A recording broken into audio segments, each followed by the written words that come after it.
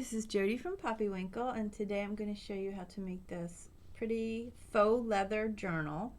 Of course, you can use any material you'll have, but what I'm going to go over especially is how to make it. And you can put these brad things on the outside,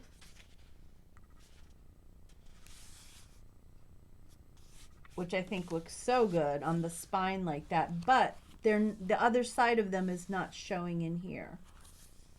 You're not seeing the ugly back part of them. And how to make the sewing in the center be so smooth with no tie-offs, and yet the spine is also tie-off free.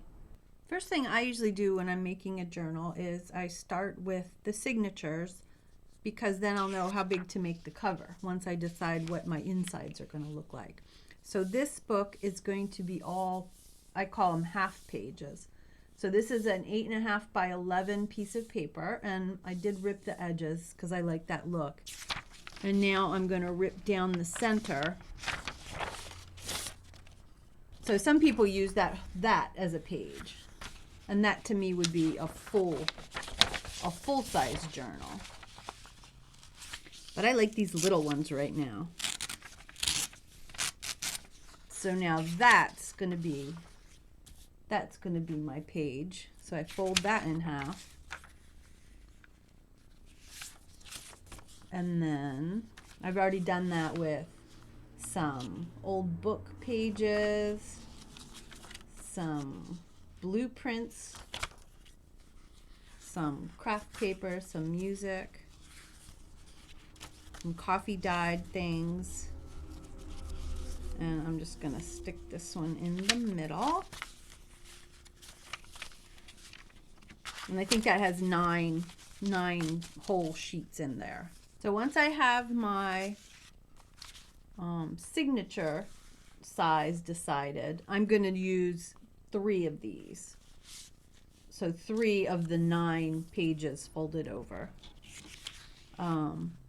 Then I figure out how big I want my cover to be, and I'm thinking about like this, because once I fold it under, I'll have a little bit extra here, but that's also going to get taken up by the extra signatures. So you don't want to make it, I wouldn't want to make it that small. You know, you want to give it some space to expand. So this is a piece of the faux leather I made in my last video. I'll put a link to that in case you didn't see how I made it. And it is about, I cut it about 12¼ inches by 7¼ inches. And that's to fit the half size signatures. And it also gives room to fold it down. So, and I cut out the corners so there's not too much extra. And then after I did that, on the other side, I used iron-on fusible interfacing. Now I have this because I sew, and this is a sewing thing. But it's really nice because it gives this some depth to it. You know, it's not just a sheet of paper. It's got some feel to it, which makes it feel like leather. It has more texture to it. And I just iron it on. It doesn't affect the finish or anything. Some glues might affect the finish. I don't know. They might make it change, but this iron-on doesn't. One thing I would say is the shoe polish I used was really stinky, so I would let that dry maybe even overnight before you try ironing anything on it, because you don't I don't know what could happen with a hot iron, but when you don't want to make stinky things hot. So I would make sure, yeah, that doesn't stink at all. I'd make sure that it's well ventilated and stink free before you iron on it. But anyway, so then I will just glue these edges down. So I used white glue, and I just put it on the inside here and folded it over on all the sides, paper clipped it to hold it while it dries. And I do like to take a quick look and make sure it's pretty even. So that's 10 3/4 inches, 10 3/4 inches, and 6 and 6. So if this side were 6 1/2 or something, I would have folded this up more to make it less, you know, because you want them to match. When you fold the book in half, you want your pages to match. So I'm just going to let that dry, and while that dries, I'm going to take, here, I'll show you. So far we've done this side, that's the leather side, and I did sew around it before I did this next step. And then this is the inside. I used a piece of paper to cover up this ugliness here. So I'm going to cut this, and then once this is dry, I'll sew around it. I've cut this inner paper to fit and just leave a little extra around the edges. And then this was dry enough that I could sew around on the outside just for a little pretty detail. I will probably go over this with some more lotion after the whole thing is done, just to kind of smooth out the wrinkles and soften it up a little more. And you could have glued this on and then sewn around and included this paper in it. That's just a matter of preference. There's no reason you couldn't have done that. I'm going to use a brush and some more of the white glue. And I don't want to use too much because I'm trying not to wrinkle everything up. But I need a little more than that. There, oh boy, now that's too much. Yeah, so I'm just going to brush real thin, as thin as I can, but I want to get to the edges too.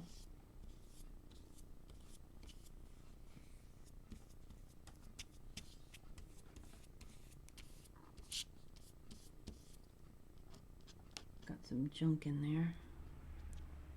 All right, and I'm going to start, because this stuff dries fast, I'm going to start placing it on, trying to make it look like it's going to be even,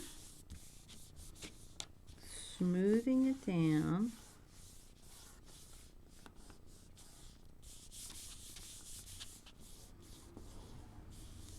Okay, continue.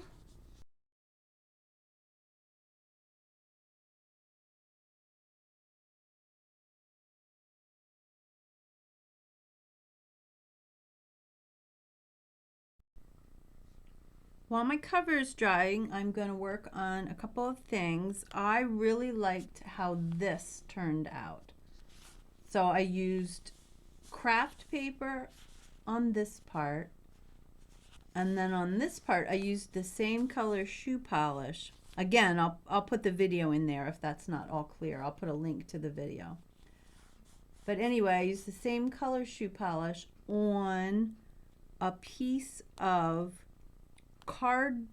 corrugated cardboard backing. So corrugated cardboard that I separated, and I have a video for that too.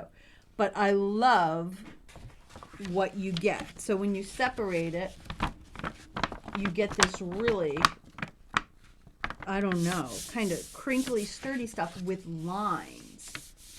And so I used the same color shoe polish, and it, you know, it's a different material, so you're going to get a different color.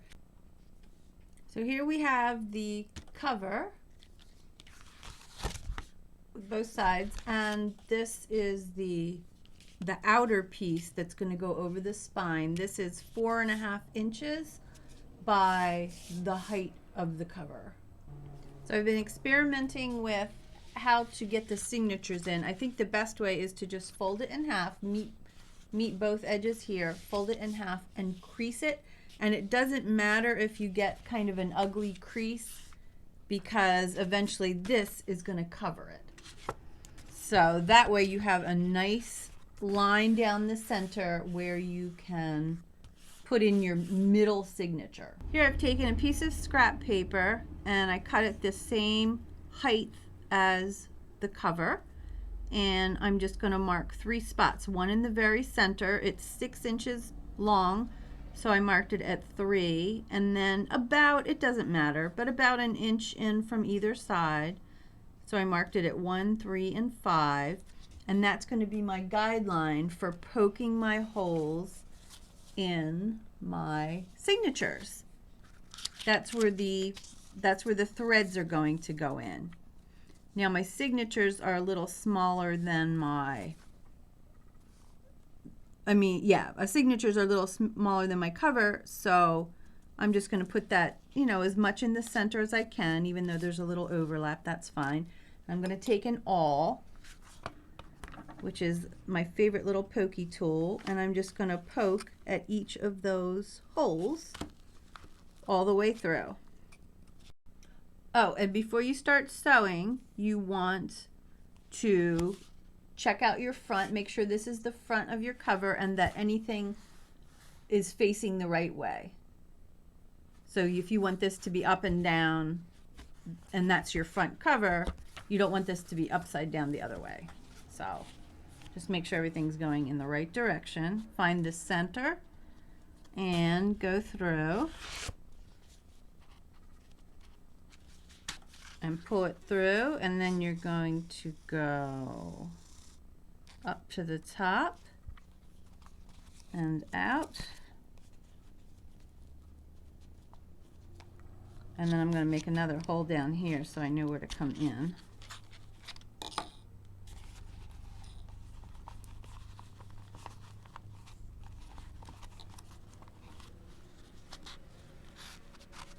If I were making my holes bigger, this would not be such an ordeal.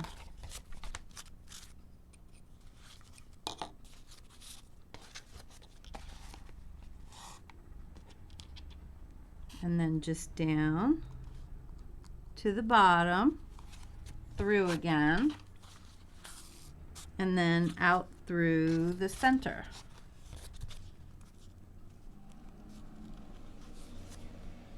And so that gives you a nice pretty inside,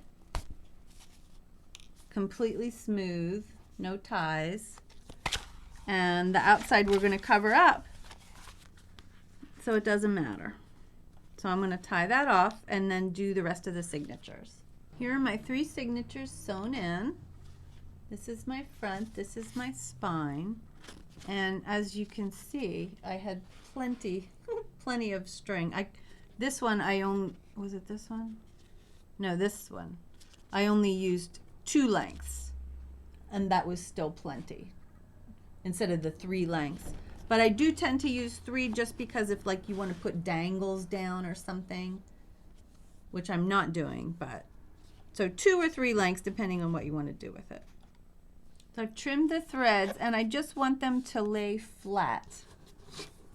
And so I'm just going to put a little bit of glue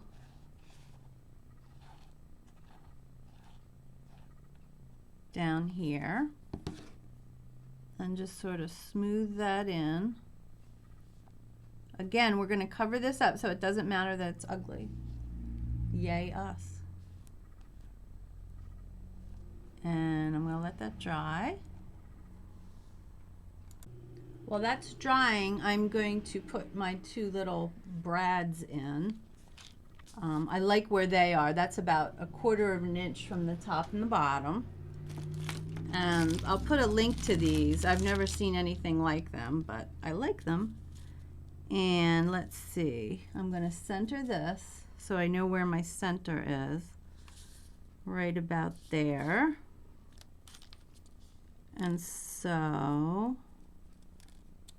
on my center and then down, whatever I said, 1/4 of an inch, and they're very sharp claws, and you just push it through, and there you have it. And I'm going to do the same on the bottom, and then back here you just want to push these claws in so they hold. And there may be a more elegant way to do it, but it works. So there's one, and I'm going to do the other. So I've coated the back of this spine cover with the white glue with the brush, just like I did before.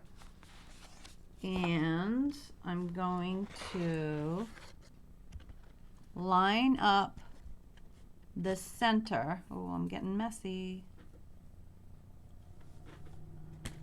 Line up. When you get messy, just wipe your hands on your pants if there's nothing around. Line up the center here, so these dots are kind of in the center of the spine the best you can, and match the tops and bottoms. And just press it down, covering up all the ugly strings and things, and then smooth it out, and there you have it. Ooh, I just figured something out. Before I clip anything, I just went in here on the inside and I press down. So I'm pressing the book against the spine cover, and I went in here in each of these areas, and what that does is that makes sure that the spine cover is connected to the book as well as can be.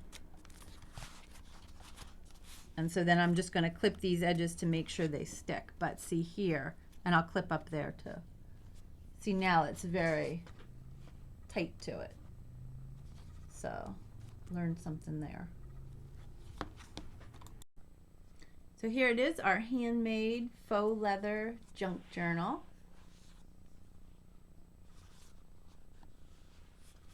Thanks so much for watching. If you have any questions or suggestions, leave me a comment, and I'll see you next time. Bye.